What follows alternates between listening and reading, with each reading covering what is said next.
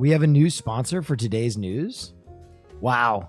My worlds collide. Guys, this is big. As you know, we have been sponsored very graciously by the people at Bird Milk. And it looks like they are doing a limited edition flavor with Jenny's ice cream. Jenny's Bird Milk Ass Sparkle Banana Fudge Whip Dick. Which, you know, just a classic Jenny's flavor. And that pint of ice cream will be $35. So, you know, it is now time for all the news that's fit to print. First story. Zoo in China in hot water for fake pandas. Oh, shit. They may be unbearably adorable. Those are dogs. Those are so clearly dogs. Those are so clearly but they aren't actually bears at all. The latest exhibit at this zoo in eastern China had visitors doing a double take. These pandas are really chow chow puppies, advertised as panda dogs, and social media those are so clearly dogs. Can't get enough of them. Look quickly, and there's a resemblance to the rare giant panda. No, there's not. No, there's not, just because they painted them the same color. But some zoogoers in China aren't happy about what they call a deception. According to Chinese state media, the zoo said it dyed the dogs black and white because they didn't have any pandas. A worker insisted... Yeah, no shit. Yeah, no shit. That would be awesome if they were like, yeah, we have pandas, but we just, we prefer this. We prefer this. The pandas can't compete. Visitors are not being misled, and that the fuzzy chow chows are accurately described as dogs. A spokesperson for the zoo tells media outlet Jam Press, people also dye their hair. Natural dye can be used on dogs if... That's not the point. That is not the point. They have long fur. But how do the dogs feel about it? This is something that's kind of being forced on the animal for the sake of human entertainment. It isn't the first time a Chinese zoo was mixed up in an animal controversy. Last year, Angela, a Malayan sun bear, went viral after it was caught on camera walking on its hind legs. Social media exploded, with some claiming it was a person dressed up as a bear, which was later debunked. Actual pandas are an incredible sight, lovable and playful, helping to boost zoo tourism around the globe. The San Diego Zoo shared pictures of two... Dude, I gotta say it. Pandas are like the supreme of the animal kingdom. The whole appeal is limited quantity. No one has ever done more for their stock by just not fucking. Pandas aren't technically pandas. What do you mean by that? Are they chow chow? Incredible sight, lovable and playful, helping to boost zoo tourism around the globe. The San Diego Zoo shared pictures of two giant pandas expected to arrive this Pandas summer. Technically aren't in the bear family. Okay, that is a much more reasonable statement than pandas aren't pandas, which I don't know. I don't even know what that means. How a thing can't be itself. Like a panda bear is not a bear. I get that. But pandas are not pandas. That's a tough one. Yun Chuan and Xin Bao, a highly anticipated import after three giant pandas departed from the Smithsonian Zoo in D.C. last year. I love them. They're so cute. Now that panda-sized void even felt across the world, with dogs being used as unlikely... Yeah, this bunk ass dye job, it just looks like JoJo Siwa, bro. A guest on my podcast? Let's spice it up. I'm not a panda. Stand-ins. Zoos are there to educate. Zoos are there to inspire. Zoos are to promote conservation. They're not there to promote painting domestic animals with colors to represent wild animals. They even put eucalyptus in this motherfucker's mouth. That ain't... Come on, man. My wedding was upstaged by a creamy...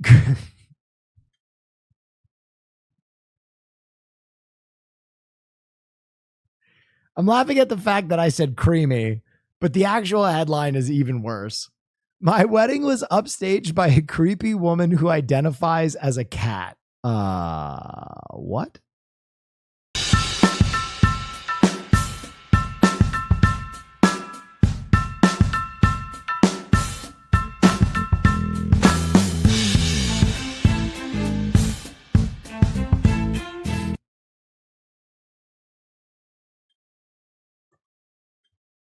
What do you mean?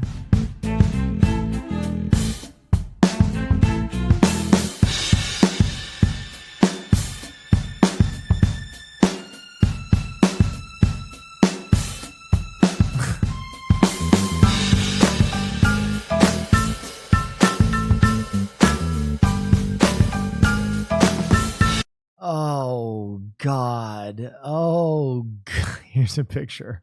Listen. Okay. I've really come a long way on furries. I have. Okay? I'm grown up. And I have this take that as long as what you're doing doesn't bother anybody else, go ahead. Right? If you're going to be a furry, be a furry. But this is one of those examples of interfering with other people's lives. If you are going to crash a wedding, which I've done in my life, you got to be unassuming. You got to just kind of blend into the wall. What you don't do is start grooming yourself in a field across from where someone is getting married.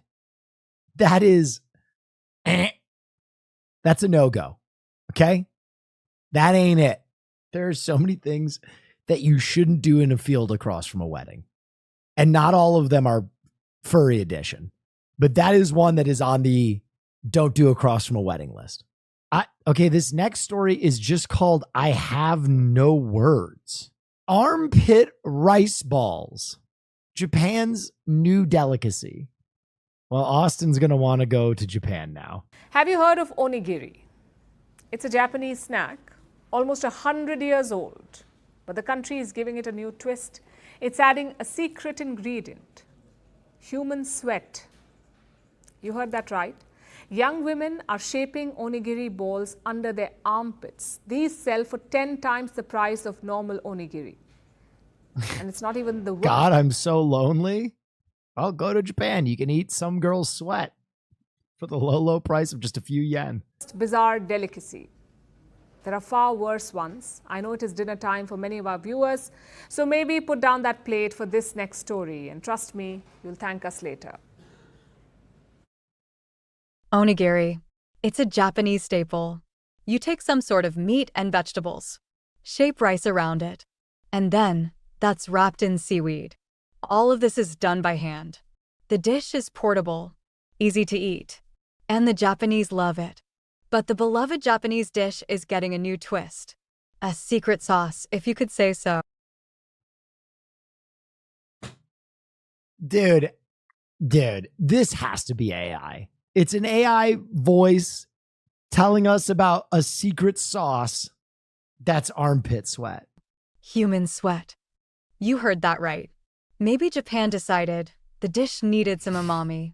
Bro, you know what's so funny is like, I don't know if anybody's had Cuban cigars, but they always say that Cuban cigars are rolled on the thighs of like thick Cuban women, which is super based.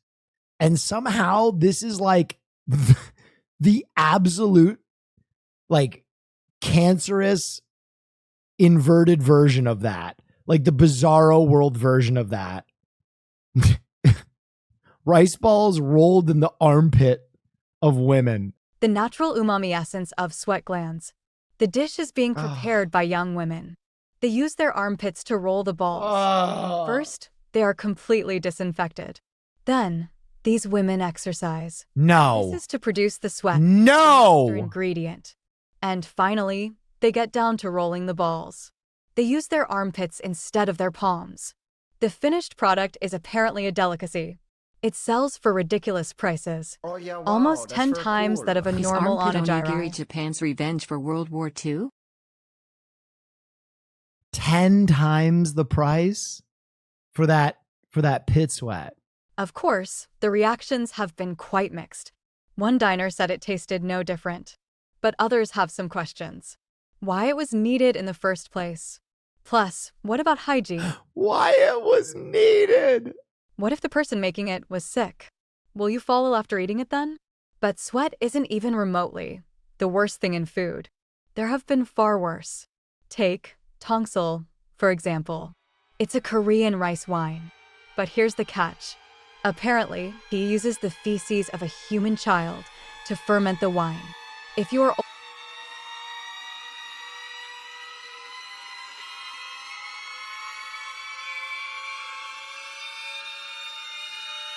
What? The bizarre traditional Korean white rice wine that uses human poo to heal everything from broken bones to epilepsy. Has anybody heard of this before? Because we have this in the States. It's called Jankum. That's a lot. Man strikes back against Seaside order with boat mural. Seaside man getting a lot of attention for what he did to comply with an order from the city. City told him to get his boat out from public view. So he built a fence, only to have his neighbor, who's an artist, paint a photorealistic version of the boat on the fence.